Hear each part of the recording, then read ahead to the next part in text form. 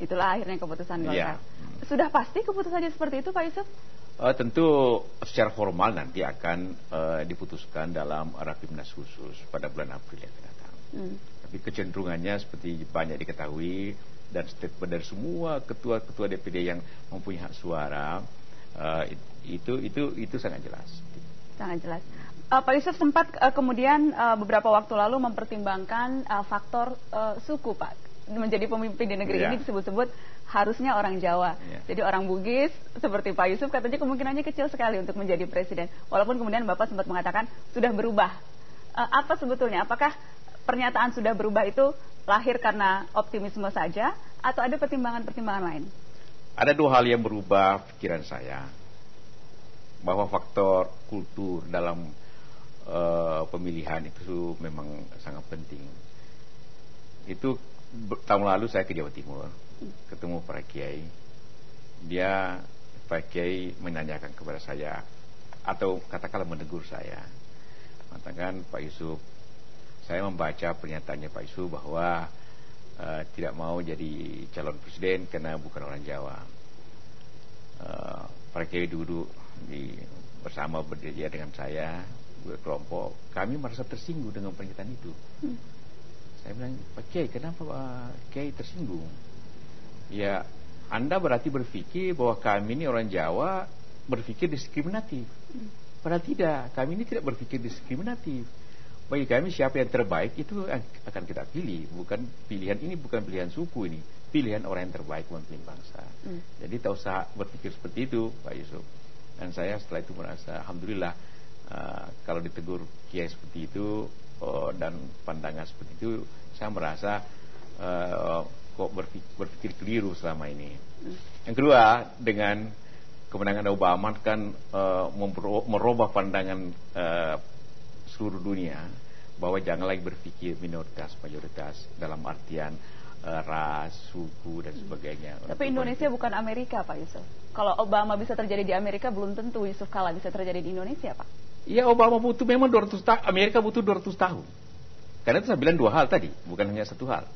Bahwa Indonesia jangan lupa, kita sudah sejak Sumpah Pemuda tahun 28, itu sudah tidak boleh ada diskriminasi lagi. Sudah satu bangsa, satu nusa, satu bahasa. Kita jangan berpikir sekat-sekat lagi sebenarnya. Begitu kita berpikir sekat-sekat, itu kita tidak bicara bangsa lagi sebenarnya. Itu di jajaran normatif, Pak. Bapak yakin pelaksanaannya seperti itu? Ya tentu tidak semuanya, tapi mainstream atau pikiran itu saya kira akan cepat dan menyeluruh. Buat apa kita bicara satu bangsa, satu nusa kalau kita berpikir masih suku dan sebagainya dalam pemimpin dalam hal ini. Di lain pihak Amerika yang sudah jauh maju berpikirnya, apalagi kita yang tidak pernah berpikir diskriminatif, masa tak berpikir diskriminatif. Tapi kalau jujur menilai diri sendiri, Pak Yusuf, apakah memang sosok Yusuf Kala itu menjual sebagai calon presiden, Pak? Orang memilih calon presiden pertama dari segi politis juga tentu berpikir banyak faktor figurnya, kemampuannya, ya juga memang faktor kulturnya, faktor agama, dan banyak faktor-faktor lain.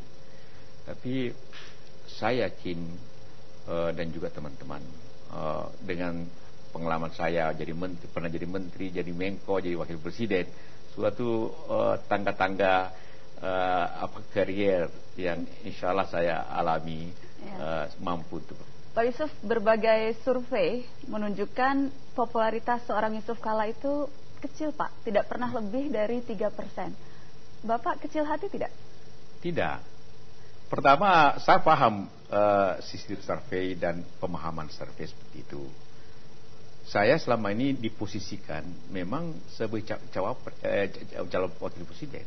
Dan seperti sekarang, tidak pernah sebelum ini baik oleh saya, baik orang lain memposisikan saya sebagai presiden.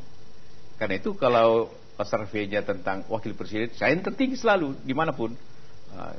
Tapi dalam kesempatan tentu pada survei-survei berikutnya posisi itu akan berubah.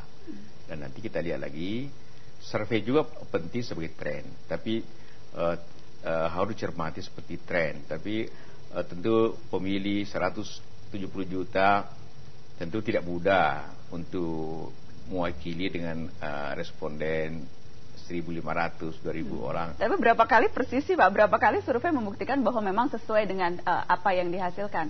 Oh iya, karena itu kepenting trennya. Seperti saya katakan tadi, selama ini kan posisi saya ialah calon presiden. Yang kedua adalah survei harus disesuaikan dengan undang-undang. Undang-undang mengatakan untuk calon presiden itu harus syaratnya 20% daripada suara pemilu. Nah, artinya pasangan calon mungkin hanya 3 pasang. Jadi kalau di survei hanya 3 pasang, tentu hasilnya beda lagi. Kalau 3 pasang, Pak Yusuf Kalla optimis akan jauh lebih besar daripada 2%, begitu? Iya pasti, insya Allah. Kita yakin itu. Karena Pak, survei-survei itu misalnya salah satu pertanyaan survei terkadang bukan hanya spesifik wakil presiden, tetapi betul-betul pemimpin mana yang paling populer atau yang tingkat elektabilitasnya paling tinggi. Dan di survei itu ada nama Prabowo, ada nama Sultan, SBY, Mega dan sebagainya, Hidayat Nur Wahid, dan Yusuf Kalla selalu di deretan tidak sampai 5%, Pak Yusuf. Ya, saya paham, dan sekali lagi ini kan orang tidak hanya mencari pemimpin, tapi orang memilih pasangan presiden dan wakil presiden nanti. Jadi harus kombinasi daripada 2 hal. Dan tentu tidak akan banyak. Baik, kita akan break sesaat Pak, nanti kita akan lanjutkan lagi. Baik. Pemirsa tetaplah bersama kami. Kini giliran JK, kembali sesaat.